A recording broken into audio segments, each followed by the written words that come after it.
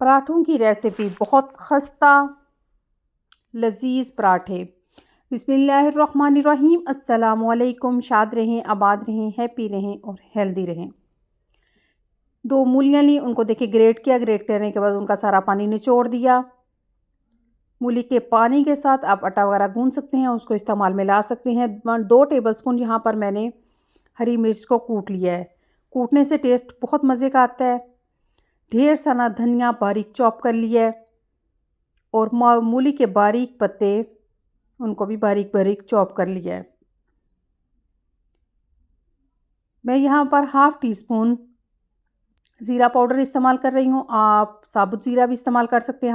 Half tea spoon नमक, अजवाइन half tea spoon का भी हाफ़, हल्दी और कूटी हुई सुर्ख मिर्च अपने टेस्ट के मुताबिक।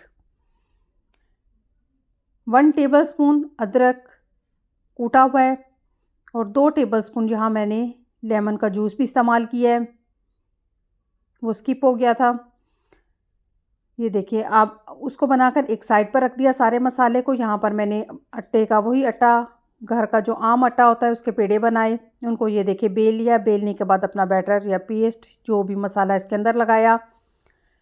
आप हाथों की मदद से, कांटे की मदद से लगा सकते हैं। उसके ऊपर घी डाला, बनास्पति देसी जो भी आपके पास है, थोड़ा सा खुश्क आटा और थोड़े से तिल डालें।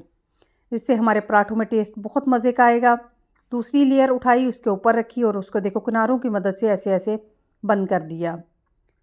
बिल्कुल भी हम दरमियान में से नहीं प्रेस करेंगे। ये देखिए, आप कांटे की मदद से भी लगा सकते हैं। तवे के ऊपर थोड़ा सा घी लगाएं, अपना पराठा उसके ऊपर डाल दें।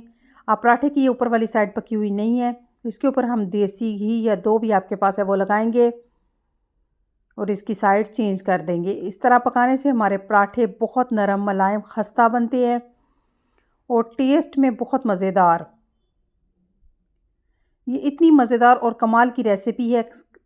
मूलियों का सीज़न है, इस रेसिपी को ज़रूर ट्राई करें। पराठों की साइडें चेंज करते जाएं। फ्लेम नीचे मीडियम टू हाई रखें, लेकिन इस बात का ख्याल रखें कि आपका पराठा जले नहीं।